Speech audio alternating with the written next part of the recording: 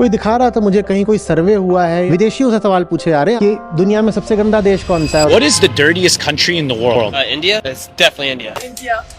India. और ज्यादातर लोग कह रहे हैं इंडिया। और हम बहुत धार्मिक लोग हैं। जरूर हमारी इस धार्मिकता में और हमारी सार्वजनिक जगहों के गंदे होने में कोई गहरा नाता है। गरीबी बिल्कुल एक कारण है, पर सिर्फ गरीबी कारण नहीं हो सकती, क्योंकि और भी गरीब देश हैं, वो इतने गंदे नहीं है। तो इसीलिए आप पाओगे कि हमारे पूजा स्थल, हमारे देवालय सबसे गंदे रहते हैं। लेकिन ये बात आप घरों के अंदर नहीं पाओगे। घरों में सफाई रहेगी, घर में अगर मंदिर है तो एकदम साफ मिलेगा। मुझे अपना देखना है, कोई और क्या कर रहा है वो मेरी जिम्मेदारी थोड़ी है। मुझे स्वर्ग मिल जाए, मुझे मोक्ष मिल जाए। मैं दान भी किसी को दूं तो इसलिए कि मुझे पुण्य मिल जाए। मैं किसी को अगर मरने से बचाऊं भी तो इसलिए कि मुझे पाप न लग जाए। सब कुछ स्वयं तक सीमित, तो अपनी जिम्मेदारी भी सीमित। फिर मैं क्यों फिक्र करूं कि दुनिया गंदी हो रही है, कि मोहल्ला गंदा पड़ा हुआ है, क्या फर्क पड़ता है। मैं जाकर के अपने मोक्ष, अपने उद्धार के लिए गंगा में डुबकी मार रहा हूँ और गंगा को गंदा कर रहा हूँ। ये काम हम ही लोगों ने करके दिखाया है। मुझे मेरा मोक्ष मिल जाए तो मिल जाए, उसके लिए मैं गंगा को माँ कहता हूँ। माँ मैली हो तो होती रहे। दुनिया में किसी देश में इतनी गंदी नदियां आपको नहीं मिलेंगी। और लोक धर्मियों ने नदियों को माँ बोला, ये भी किसी और देश में नहीं मिलेगा आपको। भारत में पर्वतों की जो दुर्दशा है, ये आपको दुनिया में कहीं ना मिले। लेकिन हमने अपने पर्वतों को देव स्थल बोला, देवभूमि बोला, ये भी आपको कहीं नहीं मिलेगा। क्योंकि हर काम स्वार्थ हेतु है। और ये कितनी ज्यादा दुखद बात है, क्योंकि हमारे पास सर्वोच्च दर्शन है। और ये जो सर्वोच्च दर्शन है, आदर्श रूप में यही हमारे धर्म की आधारशिला होना चाहिए। बहुत बहुत ऊंचा धर्म होना चाहिए। लेकिन हमने उस आसमान जैसी ऊंचाई को बिल्कुल ला करके जमीन पर भी नहीं, पाताल में पटक दिया।